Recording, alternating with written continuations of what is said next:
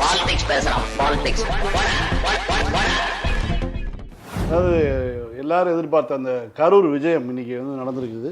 எடுத்தேன் பாரு ஓட்டம் அப்படிங்கிற மாதிரி வந்து சம்பவம் நடந்ததை கேள்விப்பட்டு ஓடி போய் திருச்சியில் வந்து சார் 30 பேர் செத்துட்டாங்க சார் அப்படின்னு கத்த ஓடினார் ஒருத்தர்.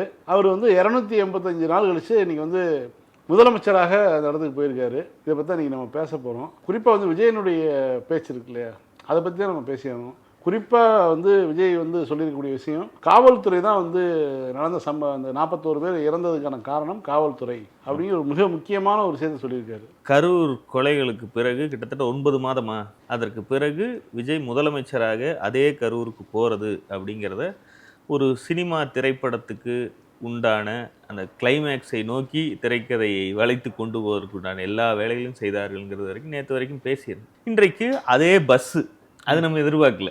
நம்ம வழக்கம் போல அந்த பஸ்ல இருந்து தானே அவர் பேசுவார், மேடையில பேசுறது. அது ஒரு துன்பியல் சம்பவங்கிறத வந்து பஸ்ஸை கொண்டு போய் புதைச்சு வைங்கன்னு சொல்லுவான்னு பார்த்தா பெருமை மயிரை உடந்து நிப்பாட்டி அந்த பஸ்ஸை பார்த்தாலே அந்த ஊர் மக்களுக்கு ஒரு அச்ச உணர்வு வரணும். ஆனா அப்படியெல்லாம் எதுவும் வரக்கானோம். இவர்களுக்கெல்லாம் நீதி கேட்டு போறாரு, அங்க போய் ஒரு ஒப்பாரி வைப்பாரு, அப்படிதான் நான் கூட எதிர்பார்த்தேன். ஏன்னா 2 ஆப்ஷன்ல அது ஒண்ணுதான். ஒண்ணு ஆக்ரோஷமா பஞ்சு டைலாக் பேசுவாரா, அல்லது நீதி கேட்டு ஒப்பாரி வச்சிருவாரான்னு 2 கருத்து இருந்துச்சு. ஒப்பாரியை செலக்ட் பண்ணுவதற்கான அத்தனை நியாயங்களும் இருந்தாலும் ஆனா அவர் பஞ்சு டைலாக் தான் நமக்கு செட் ஆகும் பஸ் அப்படிங்கிற மூடு, நம்ம நீங்க சிஎம் ஆமா அப்படின்னு முடிவு எடுத்துட்டாரு. அந்த மக்களும் அந்த வைப்புக்கு தான் ரெடியா இருக்காங்க. கரூருக்கு வருகிறாரு. இன்னைக்கு காலையில் ஒரு லேடிகிட்ட பைட்ஸ் எடுத்திருந்தாங்க. கடந்த முறை அவர் வந்தபோது மனக்கசப்போடு அனுப்பி வச்சிட்டோம், அவர் எங்கள் ஊருக்கு வந்துட்டு இவ்வளவு மனசு வருத்தத்தோடு போயிருக்கக்கூடாது, இந்த வாட்டியாவது அவரை வந்து சந்தோஷமாக அனுப்பி வைக்க போகிறோம். அதாவது 41 பேர் செத்தாங்க, செத்தவங்க குடும்பத்துக்கு எந்த வருத்தமும் இல்லையா, அதெல்லாம் ஒரு பிரச்சனை இல்லையா, அதுக்கெல்லாம் காரணமான நடுநாயகமாக இருந்து அங்கிருந்து கிளம்பி போன இவருக்கு மனசு வருத்தமா தான் இருந்துச்சான். அதை பார்த்து இவங்களுக்கு வருத்தமா இருக்கான். சரி, இப்படியான ஆட்களுக்கு வெல்லும் தமிழ் பெண்கள்லாம் ஒரு ஸ்கேம், நீங்க வந்து தமிழ்நாட்டை தப்பா கணக்கு போட்டு காமிச்சிட்டு இருக்கீங்க அப்படின்னு. சரி, அவங்க வந்து மறுபடியும் இவருடைய கான்வாய் வர்ற இடத்துல தாவி குதிப்பது, 5000 பேர் அனுமதி கொடுத்த ஒரு கூட்டத்துக்கு 6000 போலீஸார் வந்து இன்றைக்கு 6700 போலீஸ்காரங்க வந்து காவல் பணியில டிரான்ஸ்ஃபார்மர்லாம் ஃபுல்லா இரும்பு போட்டு அடிச்சு விட்டாங்க, அடிச்சு எல்லாம் சிறப்பா பண்ணி கொண்டாட்டமா தான் நடத்தியிருக்காங்க. அது வந்து 41 பேர் செத்து போயிட்டாங்களே, அந்த இடத்துக்கு வர்றமே ஒரு தவசம் மாதிரி அது நடக்கல. அது மாதிரி நடக்கல. ரொம்ப எங்க சியா ஆண்டு அனுபவிச்சு தான் போயிருக்காரு, அவரை வெடி போட்டு தான் அனுப்புவாங்கல்ல, அது மாதிரியான ஒரு மூட்ல தான் இதை நடத்தியிருக்காங்க. குறிப்பா அவர் பேசியிருக்கக்கூடிய பல விஷயங்கள், விசிலும் கூத்துமாக பாட்டெல்லாம் பாடுறாரு. இந்த டாபிக்கை பத்தி பேசும்போது வேட்டைக்காரன் பாட்டு வரலாறு, வேட்டைக்காரன் பாட்டுலாம் பாடுறாரு, குஷியா இருக்காரு, ஆளை ஹாப்பியா வச்சிருக்காங்கன்னு வைங்களேன். அதெல்லாம் ஒன்றும் தப்பு சொல்ல முடியாது, மகிழ்ச்சியா இருக்கட்டும் தான் நான் பாக்குறேன். நாக்குக்கு மேல காட்டுங்க சார்னு பார்த்துருக்கணும், ஒட்டிட்டு வந்திருக்காரு. இவ்வளவு ஜாலியா எப்படி இருக்க முடியும் ஒரு மனுஷன்? அது ஒரு 41 இளவு விழுந்த இடத்துல வந்து 285 நாள் கழிச்சு ஒருத்தன் போறவங்க அதை அந்த குழந்தையை பற்றியோ பசங்களை பற்றியோ எத்தனையோ பேர் இறந்து போனாங்களே, அவங்கள பற்றிலாம் பேசாமல், அதை பற்றியான எந்த விதமான வருத்தமும் இல்லாமல், அவங்க பேராவது தெரியுமான்னு தெரியல. பொதுவாக பார்த்தீங்கன்னா கீழ்வெண்மணியில் எத்தனை பேர் இறந்தாங்கன்னு சொல்லிட்டு அங்கே ஒரு கல்வெட்டை வச்சிருப்பாங்க. அதான் இவங்களும் சொல்லியிருக்காங்களே, நினைவு சின்னம் வைக்க போறாங்களாம். அது என்ன மாதிரியான நினைவு சின்னமா இருக்க போகுது அப்படின்னு தெரியல. அந்த நினைவு சின்னத்தில் இந்த பஸ்ஸை எடுத்துட்டு வந்து விற்பாங்களா அப்படின்னு தெரியல. அமெரிக்காவில் சொல்லுவாங்க, ஓகே காரல் கன் ஃபைட்டுன்னு ஒரு சம்பவம் 1881 நடந்துதான். அதுக்கு ஒரு நினைவு சின்னமாக அவங்க என்ன வச்சுருப்பாங்கன்னு பார்த்தீங்கன்னா, அப்போ நடந்த அந்த கன் ஃபைட்டை, மாடு திருடர்களுக்கும் காவல்துறையினருக்கும் நடந்த கன் ஃபைட்டு, ஒரு 30 செகண்ட் கன் ஃபைட்டு, 30 குண்டுகள் பாய்ந்து நடந்த ஒரு ஃபைட். அது அதற்கு பிறகு தான் வந்து அங்கே வந்து அமெரிக்காவில் காவல்துறைக்கு ஒரு மரியாதை கட்சின்னு சொல்லுவாங்க. அங்கே இன்னைய வரைக்கும் இத்தனை வருஷமாக 150 வருஷமாக அந்த கன் ஃபைட்டை வந்து அங்கே நடிகர்களை வச்சு நடத்தி காமிப்பாங்களாம். லைவாக அந்த 30 செகண்ட் வந்து போலீஸ்காரங்களாம் ஒரு 5 பேரும், திருடர்களாக ஒரு 5 பேரும் நின்று ஒருத்தர் சுட்டுக்கிட்டு அங்கே வர டூரிஸ்ட்டுங்களுக்கு நடத்தி காமிச்சிட்டு இருக்காங்களாம். அதுபோல் கரூருக்கு ஒரு நினைவு சின்னம் அமைக்கப்பட்டால் அங்கு இந்த பஸ்ஸு இருக்குமா? இந்த பஸ்ஸுக்கு பக்கத்தில் வந்து அந்த ஆம்புலன்ஸ்லாம் கதறிக்கிட்டு வந்துங்க, மக்கள் வந்து செத்து விழுந்துக்கிட்டு இருக்கிறப்போ ஆம்புலன்ஸ்லாம் வந்து அந்த காட்சிகளை எல்லாம் நடத்தி காமிப்பார்களா அப்படின்னு மக்கள்கிட்ட ஒரு எதிர்பார்ப்பு இருக்குது. இல்லை, இதில் இவங்க குறிப்பாக அவர் வந்து காவல்துறை குற்றஞ்சாட்டு சொல்கிறார் இல்லையா, அடுத்து ஒரு நாளுக்கு பிறகு வந்து காவல்துறை ஒரு விளக்கம் கொடுத்தாங்க. டேவிட்சன் அவர்கள் போய் வந்து அவங்க வந்து பேசினார். அவர் சொல்கிறார், இந்த மாதிரி வந்து டிஎஸ்பி வந்து சொல்கிறாங்க, எங்களுக்கு முன்கூட்டியே சொல்லியிருக்கலாம் இல்லையா, இதை தடுத்திருக்கலாம் இல்லையா அப்படின்னு ஒரு கேட்கலாம். 50 மீட்டர் முன்னாடியே நீங்க இங்கேயே நின்று பேசுங்க, இதுக்கு மேல நீங்க போனீங்கன்னா ஒரு ஸ்டாம்பேட் ஆகிறது. ரொம்ப முக்கியமான விஷயம், எஸ்ஐடி போட்டாங்க இல்லையா, எஸ்ஐடியில் இருக்கக்கூடிய அன்னைக்கு இருந்த அதிகாரி யாரு, அன்னைக்கு எஸ்ஐடியில் யார் அதிகாரி, இன்னைக்கு உளவுத்துறை அஸ்ராகாருக்கு தான் வந்து எஸ்ஐடியில் இருந்தவர். உடனடியாக அந்த வண்டியில் இருந்த 12 கேமராக்களுடைய ஃபுட்டேஜ் வந்து யார் கைக்கு போச்சு, அஸ்ராகாருக்கு கைக்கு தான் போச்சு. ஏன் அஸ்ராகாருக்கு தூக்கி தன்னுடைய பக்கத்திலேயே தன்னுடைய கான்வாயிலே வச்சுக்கிறாரு அப்படிங்கிறதுக்கான விடையும் இதில் இருக்குது. ஏன்னா காவல்துறை மேலே வந்து இப்படி இவ்வளோ பெரிய ஒரு இவ்வளோ 41 பேர் இறப்புக்கு காரணம் காவல்துறையினுடைய அஜாக்கிரதை தான். எங்களை வந்து அவங்க சொல்லலை. இல்லை, காவல்துறை அஜாக்கிரதையாக இருந்ததுங்கிறது உண்மைதான். அது எப்போன்னா சம்பவம் நடந்ததற்கு பிறகு அஜாக்கிரதையாக இருந்திருக்காங்க. இவ்வளோ பெரிய சம்பவம் நடந்திருக்கு, அந்த பஸ்ஸை கூட அவங்க வந்து இது பண்ணலை, கைப்பற்றலை. நீங்கள் விஜயை தான் கைது பண்ணலை விடுங்க, அந்த பஸ்ஸையாவது வந்து எடுத்துகிட்டு வந்து வச்சிருக்கலாம். வாய் இருக்குன்னு என்ன வேணாலும் பேசலாமா அப்படிங்கிறது தான் அவருடைய பஞ்ச் லைன் இந்த ஸ்பீச்சில். உண்மைதான், வாய் இருக்குன்னா என்ன வேணாலும் பேசலாம் அப்படிங்கிறது தான் அரசியல். வாய் இருக்குன்னு என்ன வேணாலும் பேசிடக்கூடாது, பொறுப்போடு அணுகணும்னு பார்க்குற அந்த பார்வை இருக்குது பார்த்தீங்களா, அதற்கான தண்டனையை தான் வந்து இன்றைய அரசியல் களத்தில் திமுக சந்திக்கிறது. ஏன்னா இதெல்லாம் ஒன்றும் பெரிய இஷ்யூ இல்லை, அவர் செய்யட்டும். எனக்கு தெரிஞ்சு கரூரில் பாதிக்கப்பட்டவர்களுக்கு நீதின்னு ஒரு ஆங்கிள் இருக்கு பார்த்தீங்களா, அதை நோக்கி யாருமே போக போறதில்லை, அவர்களுக்கு எந்த நீதியும் கிடைக்காது, பாதிக்கப்பட்ட குடும்பங்களே போக போறதில்லை. அப்போ இந்த பாதிக்கப்பட்ட செத்து விழுந்த அந்த ஒவ்வொரு உயிரின் மீதும் மூத்திரம் அடிப்பதற்கு சமம் இந்த விவகாரத்தில் பேசப்படுகிற ஒவ்வொரு பொய்யும் அவதூறு. யார் பேசினான்லாம் சொல்லல, யார் இதில் அவதூறு பேசினாலும் பொய் பேசினாலும் அந்த பிணங்களின் மீது மூத்திரம் அடிப்பதற்கு சமமாக தான் பார்க்கிறேன். இந்த அதாவது ஒரு சினிமா நடிகனை வெறிகொண்டு பார்க்க வந்து இப்படி செத்து விழுந்தவர்களுக்கு இதுதான் காலம் கொடுக்கக்கூடிய மரியாதைன்னு நினைச்சு அதை அதுக்கு மேல கடந்து போயிடுறது தான் நம்மளுடைய மென்டல் ஹெல்த்துக்கு நல்லது.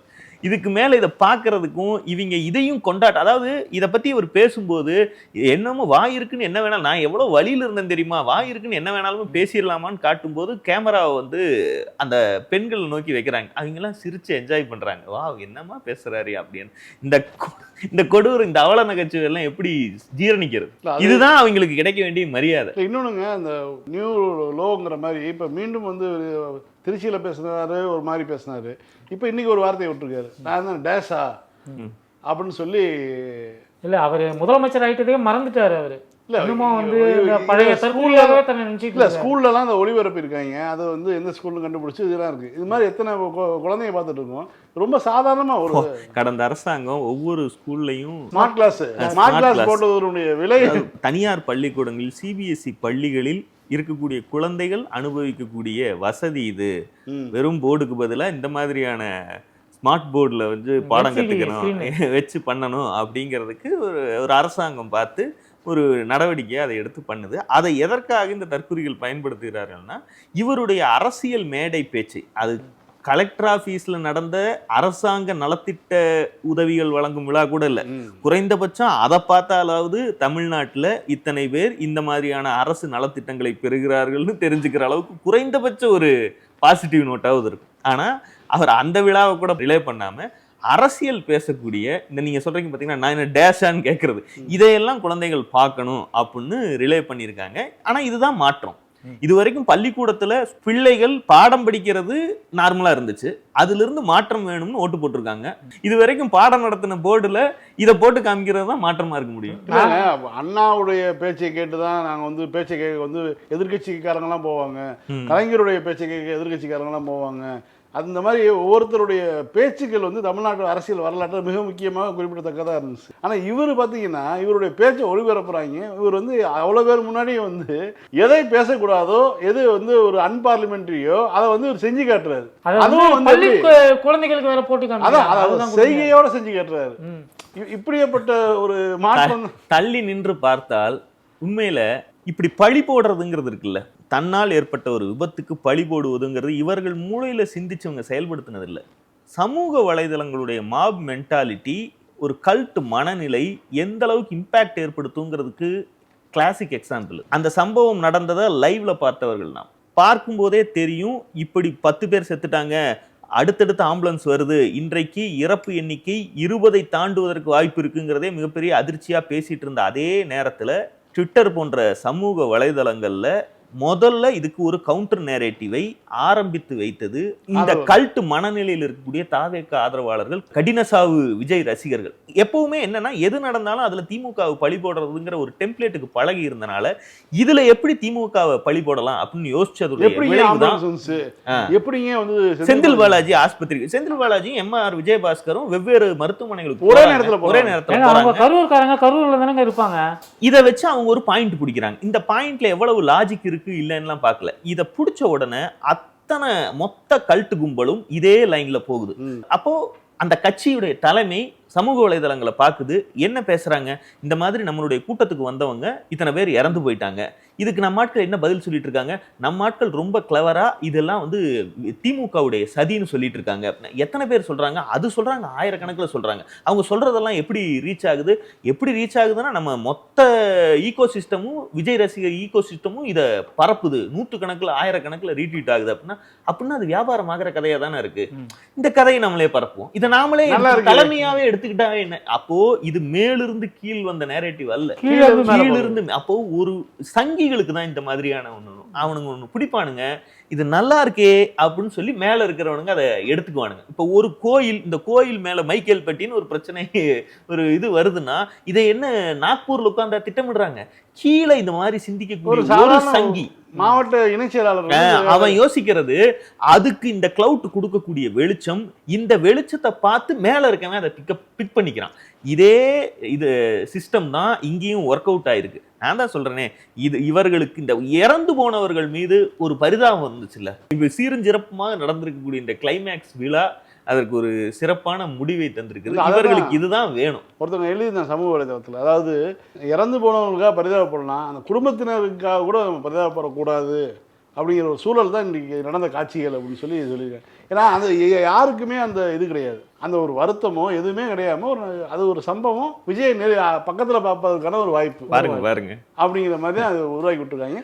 குறிப்பாக வந்து இவர் வந்து பேசுவது சட்டசபையில் வந்து இவங்க வந்து நாங்கள் பார்ட்டி ஃபண்டுன்னு சொன்னோன்னா எந்திரிச்சு ஓடிட்டாங்க அப்படின்னு பேசுறதுனா வந்து மக்கள் நமக்கு என்ன தெரியாமல் இருக்கா, சட்டசபை நிகழ்ச்சி நம்ம பார்க்காம இருக்கோமா, என்ன பார்ட்டின்னு சொல்லுன்னு அவர் கேட்டார், பதிலே கிடையாது. இவர் பேனு வாயில இதோ வச்ச மாதிரி உட்காந்துருந்தாரு. இவர்கிட்ட தானே கேட்குறாரு எதிர்கட்சி தலைவர், எந்த பார்ட்டின்னு சொல்லுங்க. இவர் பின்னாடி இருந்து மதுவிலக்குத்துறை அமைச்சர் கேட்குறாரு, அது என்னப்பா அது பார்ட்டி ஃபண்டா.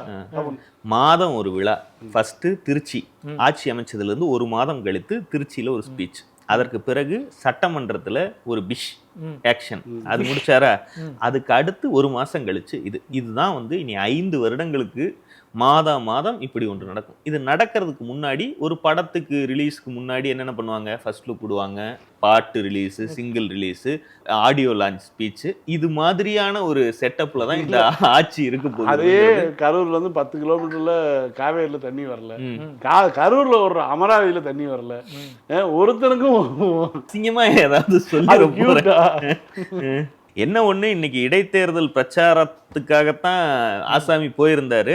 நாம் பேசிக்கொண்டிருக்கக்கூடிய இதே நேரத்தில் சென்னை உயர்நீதிமன்றம் 5 தொகுதிகளுக்கான இடைத்தேர்தல் நடத்துவதற்கு அதுக்கப்புறம் ஒருத்தர் ரிசைன் பண்ணிட்டு உள்ள வந்திருக்கு. அவருக்கும் சேர்த்து அவர் பேசினாரு, நீ அவரும் பெர்ஃபார்மன்ஸ் எல்லாம் பண்ணி பார்த்தாரு, பண்ணிட்டு தான் வந்து இப்ப இதுக்கு இந்த அவர் என்ன சொல்றாருன்னா, எம்ஜிஆரையும் ஜெயலலிதாவையும் இவர் உருவத்துல பாக்குறேன் அப்படின்றாப்ல. எம்ஜிஆர் தொப்பி போட்டுருந்தாரு, கூலிங் கிளாஸ் போட்டுருந்தாரு, ஜெயலலிதா கவுன் போட்டு இருந்துச்சு, விஜய் வேற மாதிரியா இருக்கிறாப்ல. எப்படிதான் பாக்குறாங்களோ தெரியல இந்த அதிமுக. இவரை விடுங்க, இன்னைக்கு இன்னொரு முக்கியமான சம்பவம் நடந்திருக்கு. இன்றைக்கு திருமாவளவன் அவர்களிடம் பிரஸ் மீட்ல கேட்குறாங்க, பாஜக எதிர்ப்பு, சனாதன எதிர்ப்பு, பாசிச எதிர்ப்பு, இதையெல்லாம் விஜய் பேசாம இருக்கிறாரே அப்படின்னு கேட்குறாங்க. உண்மையில அவர் எதைத்தான் பேசினாரு? நான் இப்ப சொன்ன மாதிரி மாசத்துக்கு ஒரு தடவை வந்து திமுக திட்டிட்டு பங்களாக்குள்ள போயிடுறாரு, அவ்வளவுதான் அவருடைய அரசியல். அவர் ஏன் பாஜகவை திட்டலன்னு கேட்டா, மாணிக்கம் தாகூரை பக்கத்துல உட்கார வச்சுக்கிட்டு திருமாவளவன் சொல்லுகிறார், அவர் ஏங்க பேசணும், அவர் வந்து டாப்லெஸ் ஒர்க் மோர், இதுக்காகவாவது விஜயோட ஏதாவது ஒரு பஞ்ச் டைலாக் பயன்படுத்திருக்கலாம். இது வந்து வடிவேலுடையது. அது நாங்கள் பேசுகிறோம்ல, இப்போ நாங்கள் பேசுகிறது அவர் வந்து அமைதியாக தானே இருக்கார், அதை அங்கீகரிக்கிறார்ல. அது இதுவரை நீங்கள் அப்படி எங்கள் கூட்டத்தில் இருந்துக்கிட்டு நீங்கள் இதெல்லாம் பேசக்கூடாது அப்படின்னு அவர் முதலமைச்சர் சொல்லலை. இல்லை, வடிவேலுன்னு யாரை சொல்கிறீங்க, விஜயை சொல்கிறீங்களா திருமாவை சொல்கிறீங்களா? இல்லை இப்போ டயலாக்கை சொல்கிறேன். டயலாக் சொன்னது டாக்லெஸ் இது நேசமணி கான்ட்ராக்ட் வந்து வேலை எப்படி செய்யணும் அப்ரசன்டிகளுக்கு சொல்றது. இவர் மாநிலத்துடைய முதலமைச்சர் ஏன் பேச மறுக்கிறார், அதுவும் பாஜகவை பாசிச எதிர்ப்பை எல்லாம் ஏன் பேச மறுக்கிறார்னு கேட்டா அவர் வந்து டாக்லெஸ் ஒர்க் மோர் கல்ச்சர்ல இருக்காரு பாஸ். அவர்கிட்ட இதெல்லாம் கேட்காதீங்க. அதுக்கு இன்னொன்னு சொன்னார், இது அவர் பேசாம இருக்கிறதுக்கு திருமாவளவன் சொன்ன வியாக்கியானத்தை கூட என்னால புரிஞ்சுக்க முடியுது. அதுக்கு அடுத்து ஒண்ணு சொல்றாரு, நாங்கெல்லாம் பேசுறோமே, இவர் இப்ப சனாதன யாருக்குமே புரிய மாட்டேங்குது. அது என்ன வாங்குருண்டையா என்ன ஐட்டம்னு தெரியும். பக்கத்துல மாணிக்கம் தாகூர் எப்பங்க பாஜக எதிர்ப்பு பாசிச எதிர்ப்பு எல்லாம் பேசினார், எனக்கு புரியல.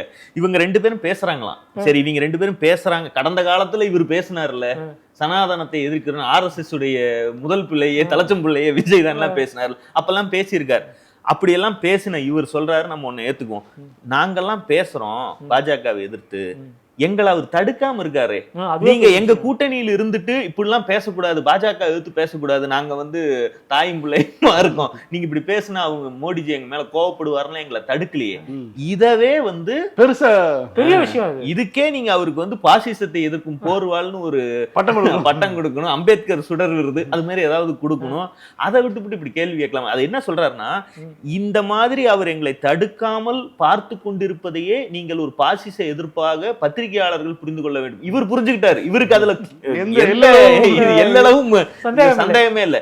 நீங்களும் ஏன் அப்படி புரிஞ்சுக்க மறுக்கிறீங்க, நீங்களும் ஏன் அந்த மாதிரி புரிஞ்சுக்க மறுக்கிறீங்க, ஏன் மிஸ் பண்றீங்க அப்படின்னு ரொம்ப வருத்தப்படுறாரு. இல்ல ஒட்டுமொத்த சினாரியோல இந்த 2 மாசத்துல ரொம்ப அம்பலப்பட்டு போனது திருமா மட்டுமல்ல, கம்யூனிஸ்டுகளும் தான் இந்த பாசிச எதிர்ப்பு என்பதை பேசிக்கொண்டு திமுக கூட்டணி தேர்தலை அணுகுவதே பாசிச பாஜகவை எதிர்த்து தான். பாஜக எதிர்ப்பு அரசியலுடைய முகமே நாங்கள் தான் ஒரு அரசியல் நடத்திருந்தாங்களே, இதை திமுக செய்து கொண்டிருந்துச்சு. திமுக உடன் செய்து கொண்டிருந்த யாருக்குமே அது நோக்கம் இல்லை அப்படிங்கிறது அவர்களே வெளிப்படையா சொல்ல ஆரம்பிச்சிருக்காங்க. இது ஒரு நல்ல விஷயம். ஏன்னா இல்லைங்க, பாஜக எதிர்ப்புல எந்த அளவுக்கு விஜய் இருந்தாருன்னா, அவங்க வந்து பாசிஸ்டுகள், பாஜகவை பாசிஸ்டுகள் இதே திருமாவளவன் வைகோ எல்லாரும் சொல்லும்போது பாயாசம், நீங்க அவங்க பாசிசம்னா நீங்க பாயாசம்னு சொல்லி கிண்டல் பண்ண ஆளுதான் ஒரே தட்டுல வச்சு பாக்கலாம். இப்ப அவர் கிண்டல் பண்றது இல்ல, இதுவே ஒரு பாசிச எதிர்ப்பு நடவடிக்கை தான் திரும்ப சொல்றாரு.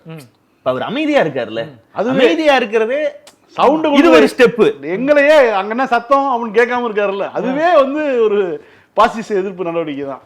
இல்ல நேசமணி கூட இருப்பார்ல சார்லி, ஒரு மாதிரி குழம்பி போய் அந்த ஜோன்ல தான் திரும்ப அந்த ஜோன்ல எல்லாம் இல்ல, அவர் ரொம்ப தெளிவா இருக்காரு. நீங்க 2 வருஷம் கழிச்சு பாத்தீங்கன்னா எல்லா ஸ்டெப்புக்கு தகுந்த மாதிரியும் ஒரு டான்ஸ் போட்டு வச்சிருப்பாரு. அன்னைக்கே சொன்னேன்ல, அவர் எதை சொன்னாலும் அதை நீங்க யோசிச்சு பாருங்களேன். இந்த தேர்தலுக்கு முன்பு விஜயை RSS-இன் பிள்ளை என்று சொல்லி கடுமையாக விமர்சித்தார். விஜயுடைய அரசியல் என்பதே நாக்பூரிலிருந்து இயக்கப்படுகிறதுங்கிறதா திருமாவளவன் வைத்த குற்றச்சாட்டு.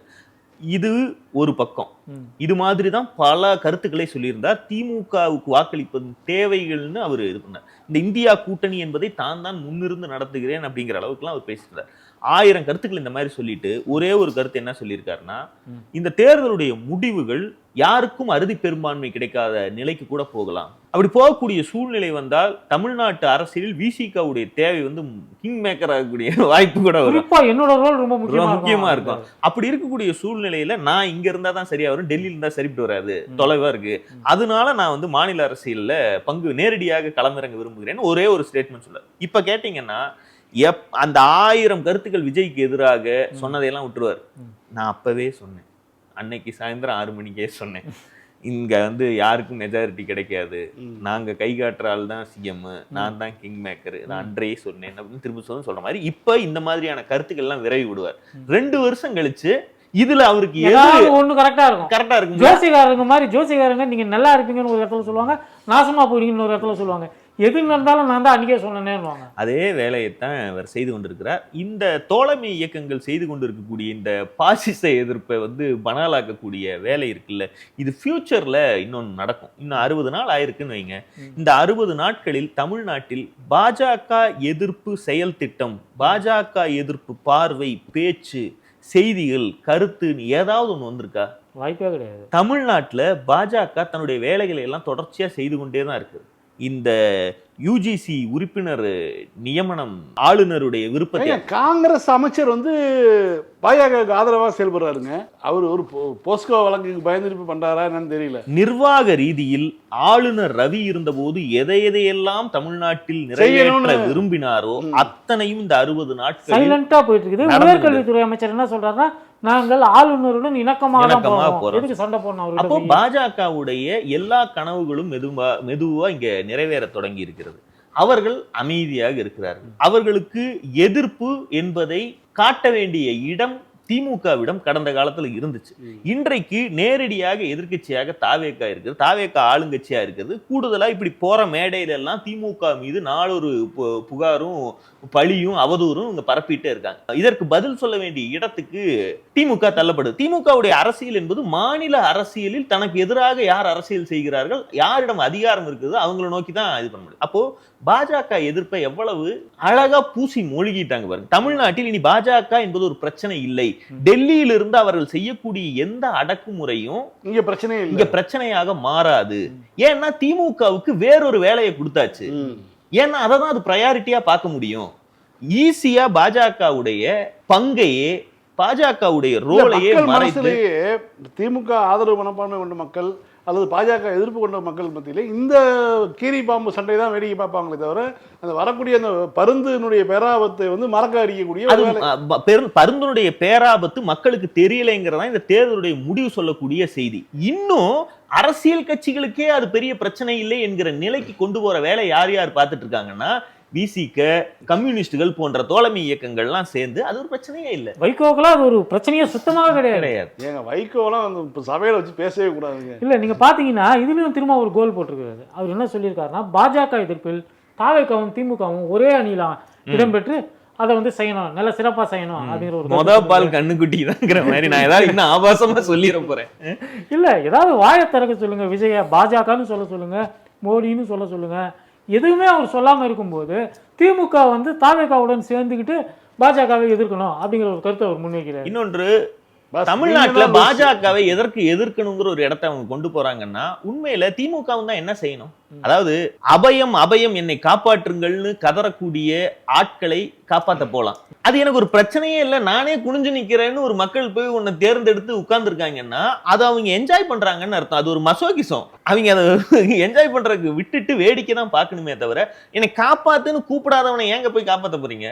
நான் உன்னை காப்பாத்த சொல்லி கூப்பிட்டா கேட்பானே மாட்டானா? பல்ப் பிக்சர்ல ஒருத்தர் கருப்பு ட்ரெஸ் போட்டு வருவாங்க, அது மாதிரி இருக்கு. அப்ப அவங்க என்ஜாய் பண்ணிக்கீங்க. அதுதான் இன்னைக்கு இருக்கக்கூடிய நிலை. அதனாலதான் தோழமை இயக்கங்களும் அதை நோக்கி கொண்டு போகுது. எங்களை தடுக்காம இருக்கிறதே விஜயுடைய மிகப்பெரிய பாசிச எதிர்ப்பு தான் அவங்க டிக்ளேர் பண்ணிட்டாங்க. காலம் பதில் சொல்லட்டும். மீண்டும் சந்திப்போம். லைக் பண்ணுங்க, ஷேர் பண்ணுங்க, கமெண்ட் பண்ணுங்க. பாலிடிக்ஸ் பேசலாம். பாலிடிக்ஸ்